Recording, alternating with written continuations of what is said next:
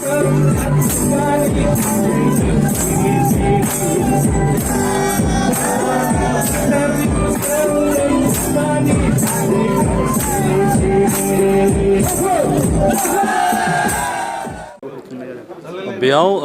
गगामुग दखरा दुलाराय बर' फरायसा आफादा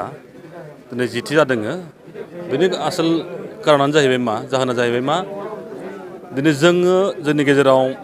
मान होलायनाय बोर होलायनाय बे हाबाफारिया जोंनि गेजेराव बिराद खम जालांदों जोंनि बर'फोरनि गेजेराव आरो बेखायनो दिनै रंजालि बैसागु फोरबोनि दिनैनि मोसौ थुखैनाय बा मोसौनि बैसागुआव दुलाराय बर' आफाद बा धेमाजि जिल्लानि सिङाव गगामुग दखराया बे हाबाफारि लादों आरो गुबुन गुबुन दखरायाबो लादों बेखौ। जाहोना जाहैबाय मा जों दिनै बैसोगोरा सुबुंफोरखौ जोङो दिनै खुलुमनानै बोर लानाय आरो उन्दै गथ'फोरनो जों दिनै बोसोन होनाय बा बोर होनाय। दा बे बुस्थुखौ जोङो जोंनि दुलाराय बर' आफादनि दैदेननायाव बे जादों। कारना जाहैबाय मा दिनै बे बैसागु होननाय बे जि फोरबो बे जोंनि बर'फोरा मा समनिफ्राय जोनोम जादोंमोन बै समनिफ्रायनो बे बैसागु फोरबोखौ जों फालिबोदों। बैसागुआ जाहैबाय मा जोंनि बर'फोरनि आबादजों सोमोन्दो दङ, धोरोमजों सोमोन्दो दङ। बे लेखायै जों बेखौ मावबोदों आरो बर' हारि हिसाबै थांना थानोब्ला नै बेफोरबायदि फोरबोखौ जों फालिनांगोन आरो बेखौ लाखिबासो जों बुहुमाव बर' हारि हिसाबै जों थांना थानो हागोन। दिनै जायनि जाहोनाव दिनै असमियाफोरा बिहु होननानै लांबाय दङ आरो बे बिहुखौनो दिनै वर्ल्ड रेकर्डआव लांनो बिसोर नाजाबाय थादों आरो दिनै ग्रिनिस बुकआव दिनै सोनो नागिरदों बिहुखौ। बे बिहु बा बे बैसागुआ गुबैयै जोंनि थागिबि बा दिनै ट्राइबेलफोरनि बा बर'फोरनि बे मोनसे एंगारनो हायै मोनसे फोरबो आरो बेखौ लाखिनांगौआ जों साफ्रोम बर' सुबुंनो मोनसे बिबान आरो बेखायनो दिनै बेखौ जोंनि गाननाय जोमनाय जानाय लोंनाय राव आसारखान्थि गासैखौबो नोजोर बोनानै नैबे बैसागु फोरबोआ बिराद एंगारनो हायै मोनसे जोंनि फोरबो। बेखायनो जों खावलायगोन जोंनि बे बैसागु फोरबोखौ गासै साफ्रोम सुबुङा बर' सुबुङा मोजाङै फालिनांगौ आरो फालिनानै जोंनि बायदि जे आसार खान्थि नियम निथि दङ बेफोरखौ दिनै मोजाङै लांनांगौ। नङाब्ला दिनै बुहुमाव दिनै मोनसे राफोद बा रोखा बर' सुबुं हिसाबै थांना थानो हानायनि मोनसे लामा मोननाय नङा जोङो। बेखायनो दिनै जोंनि फैबाय थानाय गोदान जोलैफोरखौ नैबेफोर हाबाफारिखौ मावनानै जोङो मोनसे लामाखौ दिन्थिनांगौ जाहाथे जोंनि फोरबोफोरा जोंनि हारिमुफोरा जाहाथे थालांबाय थायो गोजोरै आरो बिदिनो बुहुमाव बर' हारिया सिनायथि मोनो आरो बिदिनो जोंनि हारिमु लाखिनो हायो। बेखायनो जों बे हाबाफारिखौ मावनाय जादों आरो फैबाय थानाय समाव जों बिदिनो मावबाय थागोन आरो बेहाय धोरोमखौ बासिया लाबानो रावखौ बासियाबालानो जोङो नैबेफोरबायदि बर'नि फोरबोखौ जों फालिनांगौ बयबो। खोब मोनसे मोजां बाथ्राखौ जों सारनिफ्राय मिथिनो मोनदों आरो लोगोसेयैनो धेमाजि जिल्ला दुलाराय बर' फरायसा आफादनि गाहाय आफादगिरि साराबो जोंनि साखाथियाव दङ। बिथांनिफ्रायबो जों माखासे बाथ्राखौ मिथिनो नाजागोन जे दिनै गगामुग दखरा दुलाराय बर' फरायसा आफादनि जिथि रंजालि बैसागु फोरबो बेखौ खुंनायाव सारा फैनानै माबायदि मोनदों आरो दिनैनि बे बैसागु बराय फोरबोखौ मानि थाखाय लानाय जायो जोंनि बर' हारिया। बेयो दुलाराय बर' फरायसा आफादा सानखांनानै बे बड'फानि जि गोजोरथि बेखौ लाखिनो थाखाय जोंनि बैसागु फोरबो फालिनायाव बा बैसागु फालिनायाव जा जोंनि हारिमुवारि गाननाय जोमनाय दामजु बेफोर गासिबो गोमालांनो हमबाय आरो जोङो जाबायदि नेमखान्थिजों मोसानाय रंजानाय बैसागु फालियो बेफोरबो लासै लासै गोमालांनो हमदों। दा बे गोमालांनो नागिरनाय बे जि जोंनि हारिमु जि जोंनि गाननाय जोमनाय जि जोंनि दामजुफोर बेफोरखौ गोजोर खालामना लाखिनो थाखायनो दुलाराय बर' फरायसा आफादा जोङो बे बैसागो फोरबो खुंनाय बा बैसागो बरायनाय बे हाबाफारिखौ लादों आरो दिनै बेखौनो गाजा गोमजायै गगामुग दखरा दुलाराय बर' फरायसा आफादा पाहारपुर गामिनि मोनथाम गामिजों मोनब्रै गामिजों लोगो नांनानै बे गगामुग ओनसोलनि सिङाव थानाय बा बे गगामुग दखरानि सिङाव थानाय गासैबो जोंनि आगुनि दैदेनगिरि दुलाराय बर' फरायसा आफादनि आगुनि दैदेनगिरि बर' थुनलाइ आफादनि दैदेनगिरि आइजो आफादनि दैदेनगिरि गुबुन गुबुन बर' माहारियारि आफादनि दैदेनगिरिफोरखौ लानानै जाय बिथांमोना गोदो जोंनि थाखाय मावनानै गारलांबाय जायजों जों दिनैनि बे अबस्थाखौ मोनफैदों आरो बे गामिनि आबै आबौ आयं आदै मादैमोनखौ लानानै दिनै गेदेरफोरखौ जोङो मान बावनाय बे हाबाफारि लादों आरो जोङो गेदेरफोरनो मान बावदों, उन्दैफोरनो अननाय आरो मोजां मोननायखौ बावदों। बेबायदियैनो गासैबो दिनै गेदेरफोरखौ उन्दैफोरा मान होदों आरो मान होनानै खुलुमदों आरो गेदेरफोरा उन्दैफोरनो अननाय आरो मोजां मोननायखौ बावदों। दा बे हाबाफारियाव आंबो बाहागो लानानै जोबोद गोजोननाय मोनदों आरो बेबायदि जों जुदि थांबाय थायोबा जोंनि गोमानो लानाय, जोंनि गोमालांनाय माखासे हारिमु,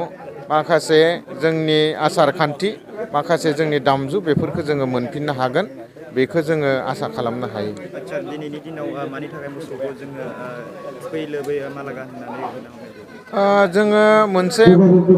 गोदोनिफ्रायनो फोथायबोनाय मोनसे जोंहा नेमखान्थि दंखायो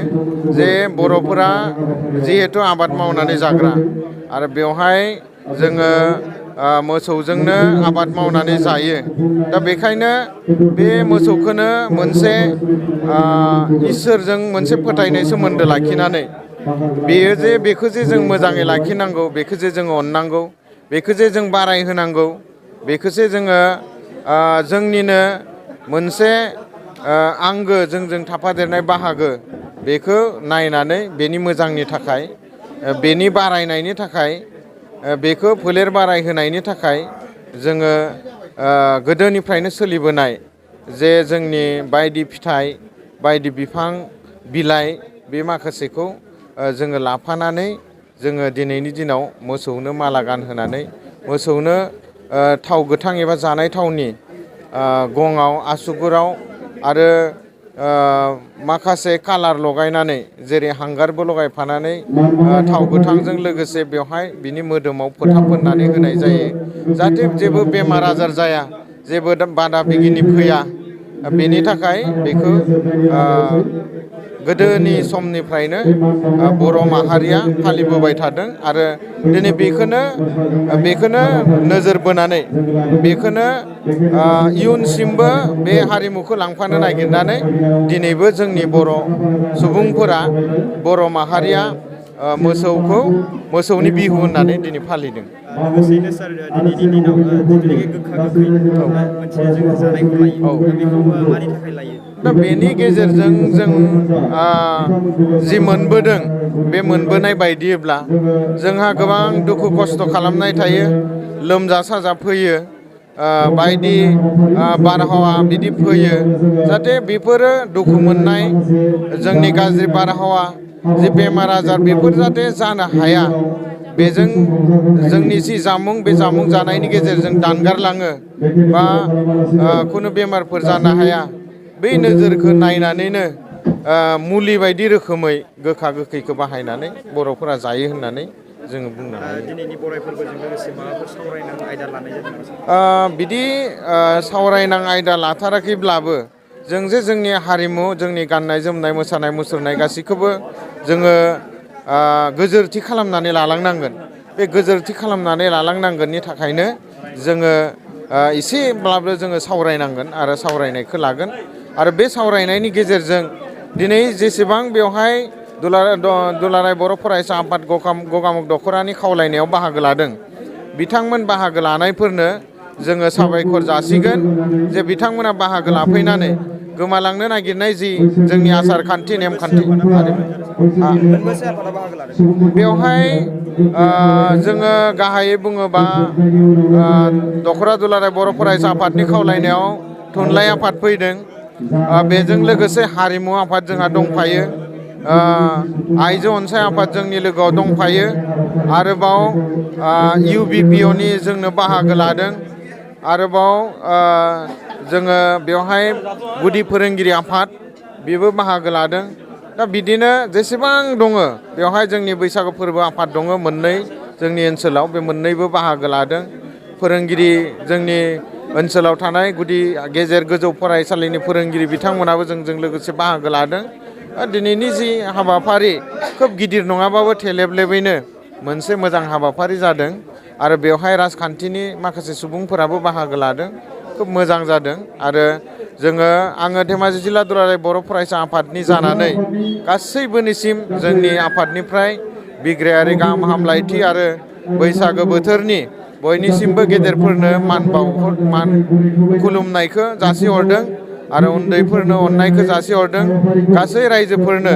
जों जे गोजोरथियारि हिसाबै जोंनि बैसागो फोरबोखौ खुंलांबाय थानो हागोन बेखौ मिजिंथिनानै बयनिसिमबो आंनि अननाय मोजां मोननाय आरो सिबिनायखौ दिनै गगामुग दखरनि जोंनि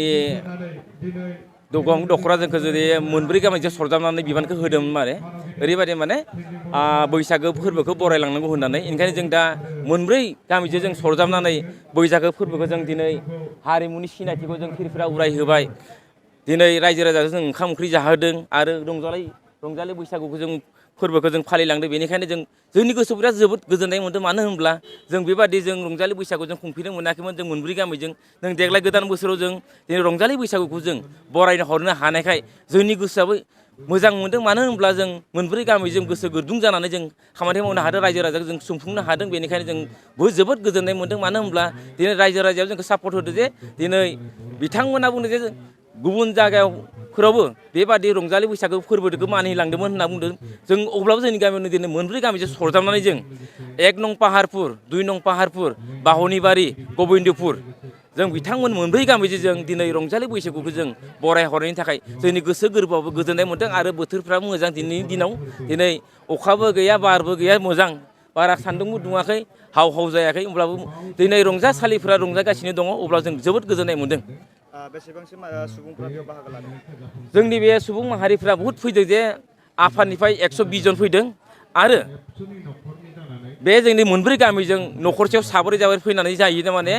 800 जनसो जोंनि मानसि जाना दं माने दै रायजोफोर 800 जनसो मानसि जाना दं बे मानसिखौ जों सुफुंजोबनो जों हाबाफारिखौ लानाय दं माने जों मोजाङै खुंलांगोन होनना बुंदों माने दा दिनैनि बोथोराव जिवा बे दिनैनि गोथार शुक्रबारनि समाव माने जों बे खामानिखौ जों मावलांगोन होननानै जों रायजोफोरनिफ्राय आखायाव लानाय जादों बेसेबां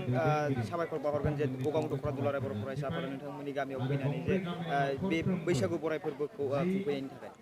जों जोबोद मोजां मोनदों जोंनि दुलाराय आफादा जोंखौ अनसायगिरि बिथांमोनानो जोंखौ राहानिगिरि दिनै बिथांमोनानो जोंखौ नायफिनग्रा जों मोनसे गिदिर खामानि मावनो जों जुदि फावसिनाय थायोबा बिथांमोना जोंनि आफादनि मानसि नालाय आफादानो जोंखौ बोखांना लाबोग्रा हारिमुखौ जुदि गोदोसोना थानायखौ बिथांमोनानो बुरखांनानै लाबोनायनि थाखाय जों आफादनिफ्राय जानानै जों सुबुं माहारिफ्रा जोंनि मोनब्रै गामिजों बिथांमोनखौबो जों साबायखर बावनाय जादों दिनै बैसागु बरायनायजों लोगोसे मा जानाय आदारखौ जों जानाया ओरैबायदि जोंनि आदारा जाहैबाय 101टा जिबिनि जों मुलि खांदों आरो बेन्दों बेनला खांनानै जों सब जाहोजोबदों आरो बेनि गेजेराव खैजेमा होदों जों बोसोरिकिया खैजेमा जानांगौ होननायखाय एम्फौ एनला आरो जों थास' बिथुरि ना गोरान आरो अनलाजों नाथुर ना गोरान आरो बेदरजों मोखोना बिलाइ आरो दुमब्रु बिलाइ बायदिसिना गोथौ रोखोमनि माने जों ओंख्रि ओंखाम संनाय जाहोनाय जादों माने रायजोफोरजों गोसोआव जों जोबोद गोजोननाय मोन्दों मानो होनब्ला जोंनि गोसोआव जोबोद गोजोननाय मोन्दों संनो हालांनायखाय बोथोरा मोजां आरो संग्रा हावग्राया बिराद मोजाङै संदों बानलु संख्रियासो नांजोबनाय जादों होननानै बुंदों जों दा प्रभात साराबो जोंनि बुंलांदों मोजां जादों संनाय खावनाया होननानै बुंदों माने मोनसे गोजोनथाव खौरां क'क्राझार बिसमुरिनि सिखोनाजाहार बाथौ आश्रम फरायसालिया 2023-24 बोसोरनि थाखाय गोदानै मुं थिसननाया दासान्दि सोलिगासिनो सिखोनाजाहार बाथौ आश्रम फरायसालियाव दायो KG 1 निफ्राय क्लास 9 थाखोनि गोदानै मुं थिसननायनि आरज बिलाइखौ हरगासिनो बे फरायसालियाव गुनगोनां सोलोंथाइ होनायजों लोगोसे फरायसा आरो दिथागिरिफोरनि थाखाय जुनिया खाबुफोर दं खाबुफोरानो जादों बे फरायसालियाव जायफोर गार्जेना सानै गथ'नि मुं थिसनगोन बिसोरनि सासेया मासुलखौ रेहाय मोनगोन बेनि अनगायैबो हौवासा हिन्जावसानि थाखाय बे फरायसालियाव आलादा हस्टेल आरो इंराजि रायज्लायनाय थाखोनि खाबु दं बेजों लोगोसेयैनो इंराजि सानखान्थि आरो बिगियान आयदानि थाखाय उफ्रायै कचिं होनाय आरो बे फरायसालियाव बिमा रावखौ बिथा खालामनानै बां रावारि सोलोंथाइबो होनाय जायो नोंथांमोना बे फरायसालियाव मुं थिसन्नोब्ला नैबे मबाइल नम्बर 9678235771 आव नङाब्ला फरायसालियाव थांनानै खौरां लाहैनो हागोन